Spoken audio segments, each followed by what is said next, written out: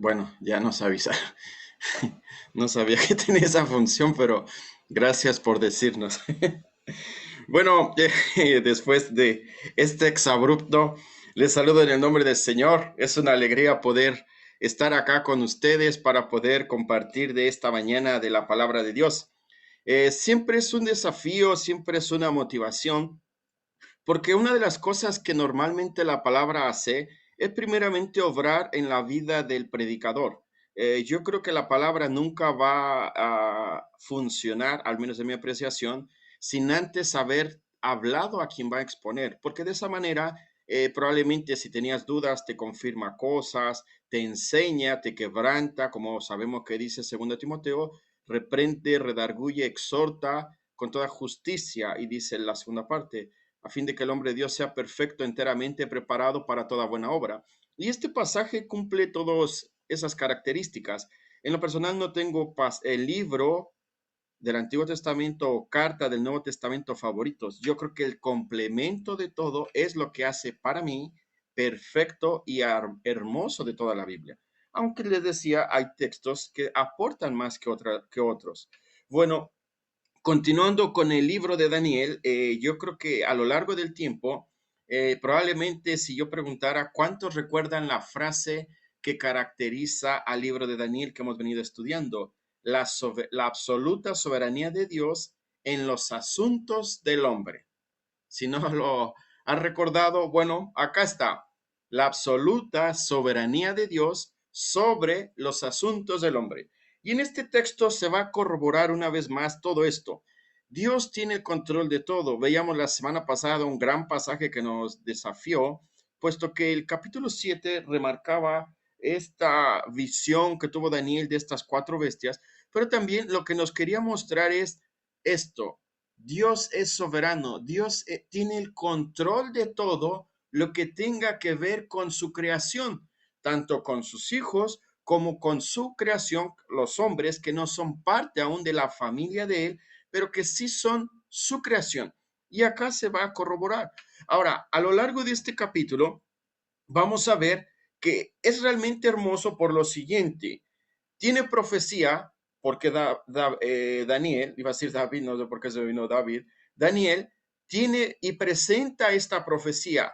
Para nosotros es historia, porque ya tuvo su cumplimiento, esta profecía, en el mismo tiempo que Daniel escribe posteriormente un par de siglos después, pero también tiene algunos versículos que nos van a proyectar hacia una profecía que se va a cumplir allá en Apocalipsis. También vemos que en este pasaje, capítulo 8, por si acaso, que vamos a ver, hay una palabra que a mí no me gusta usar tanto por el mal uso que se le da, que es cuadro o tipo. Y se ha caído en tal extremo de ver que todo es cuadro tipo, cuadro tipo. Entonces, vamos a cambiar la palabra y vamos a usar figura. Es decir, vamos a ver ciertas características de un gobernante que son una figura o son una muestra de algo que va a ser un ser allá en la, o un personaje, perdón, allá en la carta o el libro de Apocalipsis. Entonces, no voy a usar la palabra cuadro tipo, ya expliqué por qué, simplemente voy a usar la palabra figura. Pero al final son sinónimos, ya no se confunda ni piense diferente. Bueno, una de las cosas de este libro tan maravilloso, miren, capítulo 8, nos va a hablar lo siguiente. La visión del capítulo 7 ocurrió en el primer año de Belsasar, y por fecha sabemos que fue el 553. La semana pasada nos compartían un poco esta información. Ahora, lo interesante, la visión del capítulo 8, estudiando y viendo un poco, casi todos concuerdan que fue o tuvo por lo menos 2 años más tarde. Entonces son cartas o más bien pasajes muy inmediatos. También nos hablaba el pastor la semana pasada que esta porción va a ser escrita en hebreo. ¿Por qué? Por tener profecía para la nación de Israel. Entonces, una vez explicado esto, bueno, no podemos llegar a la palabra de Dios sin antes habernos rendido para la guía del Espíritu Santo. Así que vamos a orar. Querido Dios y Padre Santo, te doy muchas gracias por este día, por la oportunidad que tú me das para poder exponer tu palabra. te quiero rogar, Señor, que obres en la vida de cada uno de los que estamos escuchándola. Hemos venido con diferentes problemas, quizás de salud, quizás económicos, matrimoniales, o tal vez, Señor, incluso una mezcla de todo, problemas laborales incluso. Solamente te quiero pedir que en este momento quites cualquier distracción, que nuestra mente, nuestro corazón, nuestro espíritu esté anhelando lo que tú vas a hablar a cada corazón. Utilízame a mí como instrumento inútil, como instrumento innecesario, pero que pueda yo ser claro para exponer fielmente tu palabra. Te agradezco, Señor, por la oportunidad que me das y te ruego que el resto de la predicación sea para honrar, glorificar y exaltar tu nombre. Por Cristo Jesús te lo rogamos. Amén. Bueno, les decía, capítulo 8 del libro de Daniel vamos a estar leyendo y algo interesante, el carnero y el macho cabrío, ¿sí? Son figuras, son ilustraciones, es profecía, les decía, es historia para nosotros, pero también tiene pequeñas muestras de profecía que va a cumplirse, no en su totalidad, todo, porque ya se cumplió, porque por eso es historia, pero sí ciertos detalles, como lo explicaba al principio. Ahora, el contexto de la visión. Una de las cosas maravillosas con las que parte Daniel, primeramente es por aclarar y guiarnos y explicarnos cómo se encuentra este asunto. Miren, versículo 1 y versículo 2 de Daniel capítulo 8. Voy a leer. Si tiene su Biblia, sígame allá. En el año tercero del reinado del rey Belsasar, ya nos da una guía, se me apareció a mí, Daniel, una visión después de aquella que se me había aparecido anteriormente. ¿Cuál es aquella? Capítulo 7. Ya entonces no hay por qué especular ni divagar. Ya nos aclaró antes. ¿Y qué nos dice? Bueno, cuando miré la visión, sucedió que al mirar, yo me encontraba en la ciudad de Susa. Ya nos da datos geográficos, que está en la provincia de Elam, y vi en la visión que yo estaba junto al río Elai. Entonces, una de las cosas, Daniel nos ubica en un marco histórico. Daniel es preciso porque quiere que se le dé la importancia a esta profecía y quiere ser tan específico. ¿Para qué? Para que su audiencia pueda tener esta apreciación y pueda ubicarse donde se encontraba Daniel. A diferencia de capítulo 7, esta visión fue por medio de un sueño. Aquí, a diferencia, Daniel nos habla que estuvo físicamente allí, porque nos dice, estaba yo junto al río, estaba en el nombre de la ciudad o de la capital, también como algunas Biblias dicen, y yo estoy leyendo la de las Américas por si acaso, pero Daniel dice, yo estuve presente allí. Logran darse cuenta lo diferente. Ahora, es una visión que él recibe y nos empieza a narrar más detalles. Nos habla ahora de un carnero y dice, bueno, vamos a ver que versículos 20 y 21 nos va a aclarar, porque probablemente aquí podríamos desviarnos, les decía, ver que el carnero siempre representa algo y no. Aquí Daniel se le presenta con esta figura y él mismo lo explica. Versículo 3 y 4. Alcé pues mis ojos y miré, y aquí un carnero estaba delante del río. Tenía dos cuernos, y los dos cuernos eran altos, pero uno era más alto que el otro, y el más alto creció el último, o creció sobre el primero. Vi al carnero dando cornadas al oeste, al norte y al sur, y ninguna bestia podía mantenerse en pie delante de él, y nadie podía librarse de su poder, hacía lo que quería y se engrandeció. Esta figura o esta visión que tiene del carnero, simplemente, sin la misma Biblia nos lo va a aclarar, son los reyes de Media y de Persia, y está haciendo énfasis acerca del reinado persa que fue mucho más poderoso, que influyó y que de alguna forma fue rápido, y decía, fueron reyes que gobernaron. Se muestra, si a usted le gusta la historia, que hicieron una unión, lograron afiarmarse. Antiguamente estaban divididos, tanto Media, Persia, se unen y da pauta al famoso imperio Medo-Persa. por esta unión que se da. Entonces Daniel habla de todo este poderío que tuvieron como alianza, aunque uno predominó sobre el otro. Bueno, continuando con el texto, entonces aparece una figura acá que es a la que vamos a dar énfasis. Se nos dice acá, un macho cabrío, estaba pensando en una cabra, al final es algo así, un macho cabrío, y nos habla también del poderío, incluso nos da detalles, dice que ni siquiera o estaba sobre el piso, hablando con la velocidad con la que este macho cabrío infundió temor o conquistó a su mundo. Miren, versículo 5. Estando yo observando, he aquí un macho cabrío venía del occidente sobre la superficie de toda la tierra sin tocar el suelo, por la velocidad que tuvo para conquistar. No es otra cosa. El macho cabrío tenía un cuerno prominente entre los ojos, es decir, sobresalía un reino. Vamos a ver que porque nos lo explica también el pasaje. Se dirigió al carnero que tenía los dos cuernos, sabemos quiénes son los dos imperios, que yo había visto parado delante del río y lo acometió con la furia de su poder, es decir, lo embistió, lo golpeó. Versículo 7. Lo vi venir junto al carnero y enfurecido contra él, hirió al carnero y le rompió los dos cuernos o sus dos reinos. Y el carnero no tenía fuerza para mantenerse en pie delante de él. Lo arrojó en tierra y lo pisoteó. Y no hubo nadie que lo librara del carnero de, y no hubo nadie que librara al carnero de su poder. Entonces, ahora, también vemos que el macho cabrío acá dice representa a Grecia con su gran cuerno Alejandro Magno. Fue un conquistador. Si a usted le apasiona la historia universal y logra darse cuenta, estos pasajes dice, bueno, la Biblia no necesita la historia para confirmarse. La historia necesita de la Biblia para confirmarse. Interesante.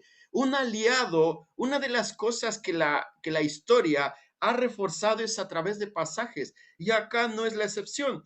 Nos presenta, dice, bueno, este macho cabrío es Alejandro. Se dice que esta persona, voy a darles un resumen rápido para no alejarnos de lo central, pero se cree que, según varios escritores, él murió muy joven. Empezó a conquistar probablemente entre los 22, 25 años, hay un poco variación de edad, pero su muerte fue hasta los 33 años, pero fue un conquistador realmente temible. Vemos, la semana pasada nos compartían cómo su reino se compartió en cuatro de sus generales, que también acá nos va a mostrar una continuación. Anteriormente, la semana pasada nos habían dado detalles, no voy a recalcar los mismos, pero ya tenemos una idea de lo que nos hablaba. Bueno, este Alejandro Magno, con este poder, esta velocidad para conquistar, destruye a los dos imperios como tal, los aniquila y fue una persona realmente cruel por la historia, los detalles que nos da la misma. Bueno, llegamos al capítulo 8, perdón, sí, bueno, sí, capítulo 8, versículo 8. Ahora sí. Mira, nos dice lo siguiente, el macho cabrío se engrandeció sobremanera, pero en cuanto llegó a ser poderoso, el gran cuerno se le rompió. Se termina este imperio, se termina este conquistador. Y en su lugar, aquí nos da algo de los detalles interesantes. Le salieron cuatro cuernos prominentes hacia los cuatro vientos del cielo. Y vemos acá esta representación. El macho se rompe el gran poderío de Alejandro y aparecen cuatro generales. Vamos a ver que aparece un quinto que también nos da detalle. Casandro, que conquistó Macedonia o se quedó a cargo del reino de Macedonia y Grecia. Lisímaco, a su cargo de Tracia, Seleuco de Siria, Ptolomeo de Egipto y Palestina. Y vemos también que nos va a dar un detalle que del reino de Siria sale un cuerno más pequeño. ¿Por qué? Porque no tuvo el reconocimiento o no tuvo la importancia, podría ser la palabra más precisa, en cuanto al la historia o en cuanto al reinado que emitió. Y fue una persona cruel. Y nos presenta acá Antíoco IV o Antíoco Epífanes. Versículo 9. Y de uno de ellos salió un cuerno pequeño que creció mucho hacia el sur, hacia el oriente y hacia la tierra hermosa. O también puede usarse Palestina. Creció hasta el ejército del cielo e hizo caer la tierra, parte del ejército de las estrellas, y los pisoteó. Hace alusión principalmente hacia el pueblo de Israel. Se engrandeció hasta igualarse con el jefe del ejército, le quitó su sacrificio continuo y fue derribado el lugar del santuario. Y el ejército será entregado al cuerno junto con el sacrificio continuo a causa de la transgresión. Arrojará por tierra la verdad y hará su voluntad y prosperará. Ahora, les decía, el versículo 10 hace un lenguaje simbólico hasta aquí para referirse a la persecución del pueblo judío. Versículo 11 y 12 nos habla de Antíoco Epífanes o de Antíoco IV Epífanes que blasfemó acerca de Cristo. Y ya nos viene hablando. Ahora, aquí es donde este personaje, Antíoco, es una figura o es una pequeña representación de algo que va a ser en el libro de Apocalipsis un personaje muy conocido, al menos de nombre entre nosotros, que se llama el Anticristo. Entonces vemos que el Antíoco es una figura pequeña de algo que va a ocurrir. Y aquí es donde, miren, algo ocurre similar en el libro de Hechos. En el libro de Hechos no es el cumplimiento de la profecía de Joel, Hechos capítulo 2. Todo lo que ocurrió en Hechos capítulo 2 es una pequeña muestra de lo que va a ocurrir en la tribulación. Acá ocurre algo similar. Con Antíoco Epífanes nos da una pequeña muestra de lo que ocurre en el templo, cómo lo destruye, la profanación que hace, y dice, bueno, si Antíoco fue cruel, va a haber un ser que va a ser mucho más perverso, mucho más dañino que el propio Antíoco. Ahora, este rey de Siria, se dice por la historia, gobernó en el año 175 a.C. También se le considera como el hombre despreciable, persecución contra los judíos. Esta abominación que habla acá un poco, él puso una estatua de Zeus en el lugar santísimo y sacrificó un cerdo y sacrificaba cerdos. Pueden darse cuenta lo inmundo que era para un judío y que esta persona, este ser despreciable por la nación de Israel, se tuvo el atrevimiento de en el lugar santísimo sacrificar a ellos. Entonces, nos muestra eso. Avanzando, miren, versículo 13. Oí entonces hablar a un santo, y otro santo dijo al que hablaba, ¿hasta cuándo durará la visión del sacrificio continuo, de la transgresión que espanta, producto de lo que está haciendo Antíoco, y de que el lugar santo y del ejército sean pisoteados? Versículo 13, 14. Y él respondió, por 2300 tardes y mañanas, entonces el lugar santo será restaurado. Ahora, versículo 14, la profecía muestra el tiempo de la persecución que se desarrolló por parte de Antíoco. Por lo que los 2300 días, si usted hace cuentas, equivale a 6, más o menos 6, 7 años, corresponden a la época del reino del mismo Antíoco Epífanes. Tuvo su cumplimiento allí. Se dice que parte del año 6, del 6 de septiembre, perdón, del año 171, con la muerte de Onías III, que era un sumo sacerdote, y tiene su cumplimiento el 25 de diciembre del año 164, cuando el templo es purificado. Entonces se cumplió esta profecía aquí. ¿Con quién? Con el propio Antíoco. Ahora, a partir de acá entramos al mensajero interpreta la visión. Vamos a ver que esta última parte o esta parte que falta, cómo se empieza a desarrollar y nos da el resumen o la explicación de estos, tanto el macho cabrío, el carnero, aunque ya he adelantado ciertos detalles, pero la Biblia, como no necesita a veces tantos intérpretes hablando, porque es palabra de Dios, nos va a mostrar lo que significa. Miren, versículo 15 y 16. Y sucedió después, y sucedió que después que yo, Daniel, había visto la visión y trataba de comprenderla, he aquí vi de pie ante mí uno con apariencia de hombre. Y oí una voz de hombre entre las márgenes del Ulai o del río donde estaba, que gritaba y decía, Gabriel, explícale a este la visión. Apariencia también se puede llamar o poderoso de Dios. Y aquí interesante, vemos por primera vez a un ángel con nombre. Solo a lo largo de la Biblia hay dos ángeles que tienen nombre. Uno de ellos es Gabriel y el otro es Miguel. Aquí interesante cómo nos da detalle y le dice, explícale. La voz que escucha le dice, muestra, habla de qué significa todo esto. Versículo 17. Del versículo 17. Se acercó a donde yo estaba y cuando llegó me aterroricé y caí sobre mi rostro, pero él me dijo, entiende, hijo de hombre, que la visión se refiere al tiempo del fin que está desarrollándose con Antíoco. Mientras él hablaba conmigo, caí en un sueño profundo con mi rostro en tierra. Él me tocó y me hizo incorporar donde yo estaba y dije, he aquí, te voy a dar a conocer lo que sucederá al final de la ira, porque se refiere al tiempo señalado del fin.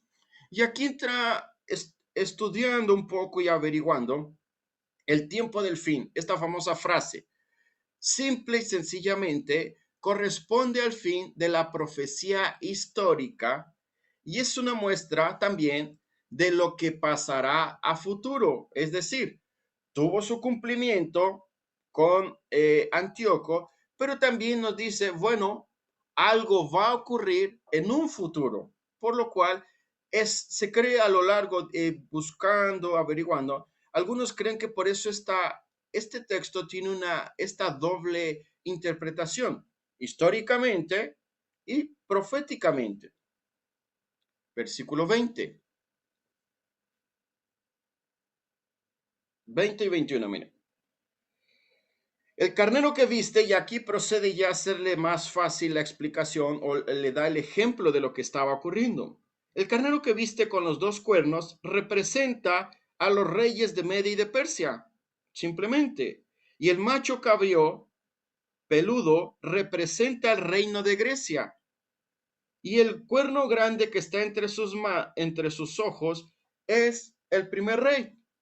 Y el cuerno roto y los otros cuatro cuernos que salieron en su lugar representa, y aquí viene, pues les decía lo maravilloso de la Biblia, cuatro reinos que se levantarán de su nación, pero no con su poder. Y aquí lo que les decía, bueno, ya sabemos que hace alusión a los reyes de Media y de Persia y también el reino de Grecia, donde Alejandro Magno fue el primer rey.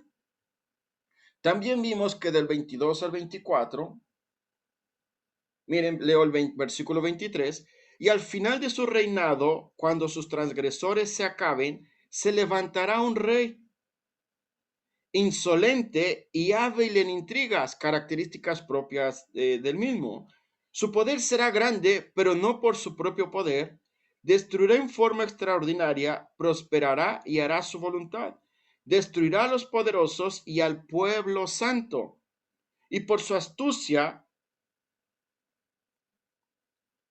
hará que el engaño prospere por su influencia. Él se engrandecerá en su corazón y destruirá a muchos que están confiados. Aún se levantarán contra el príncipe de los príncipes, hablando contra el propio Señor Jesucristo, pero será destruido sin intervención humana. Y interesante, ¿no?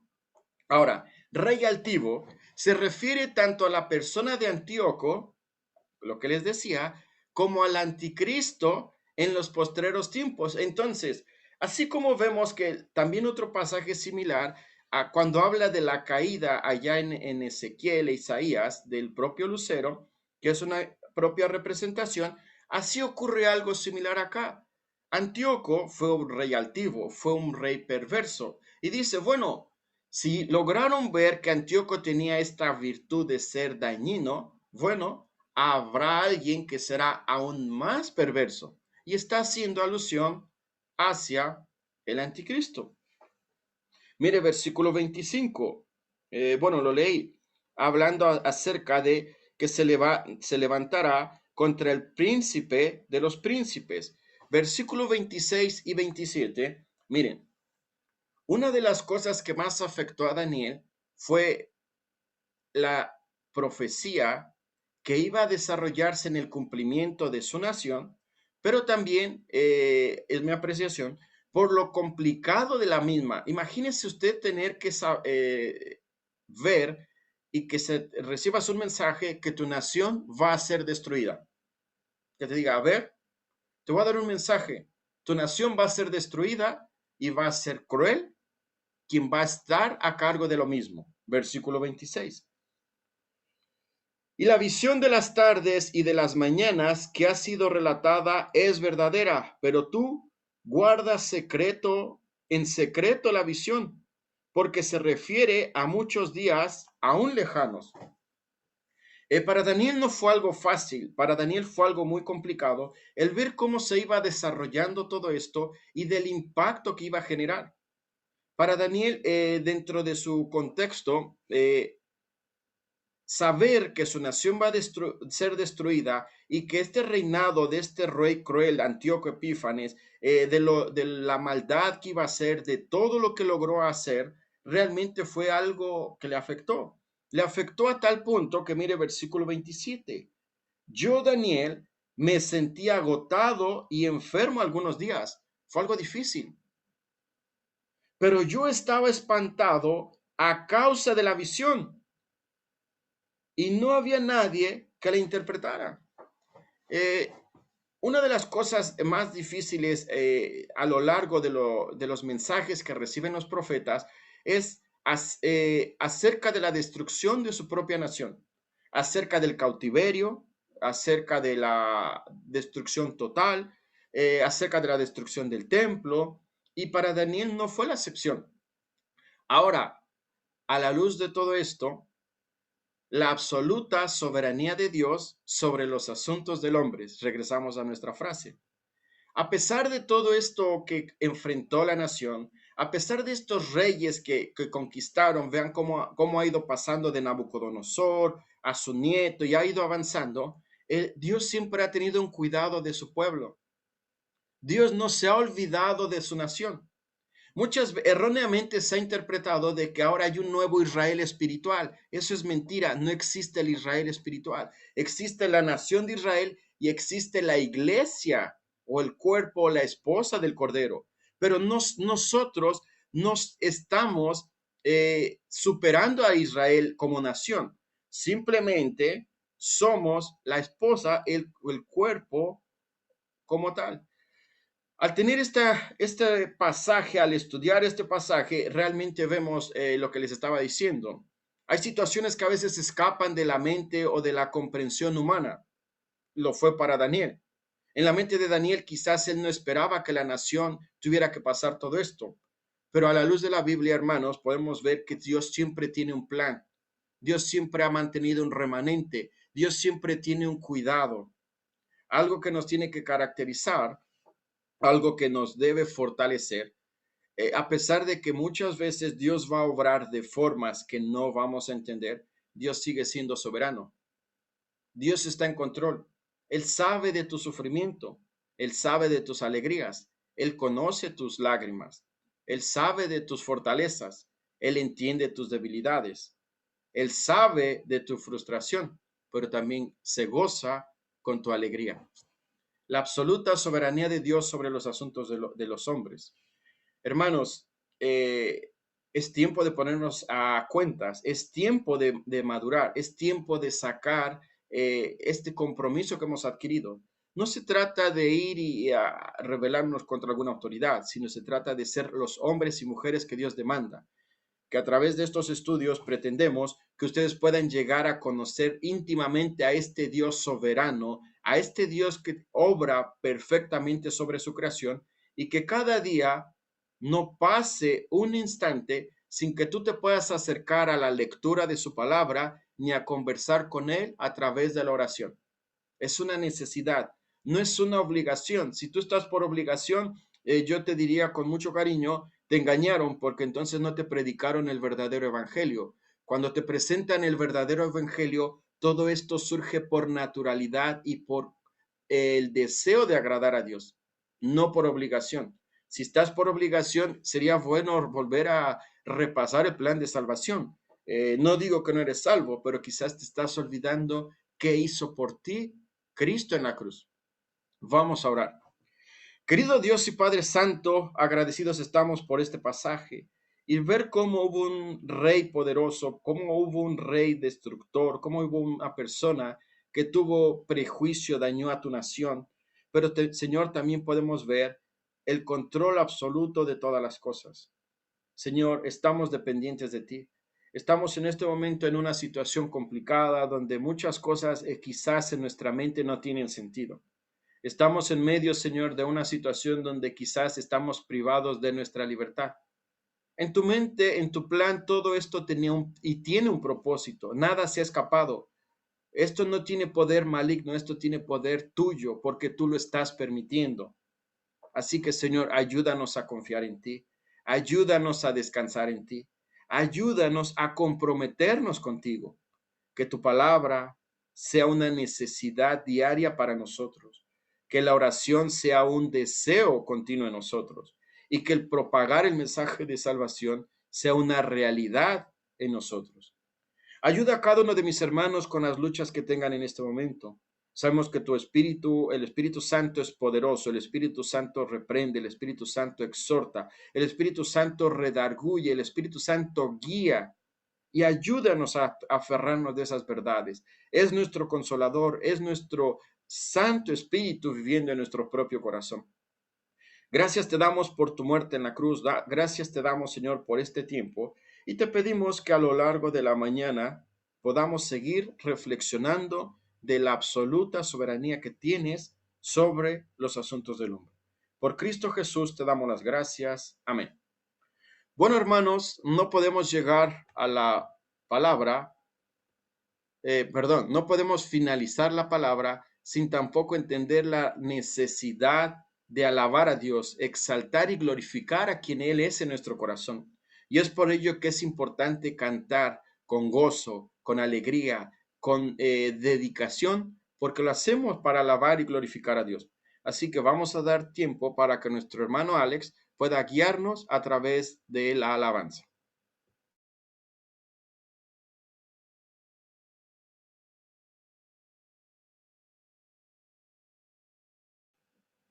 Si está Alex, aquí está.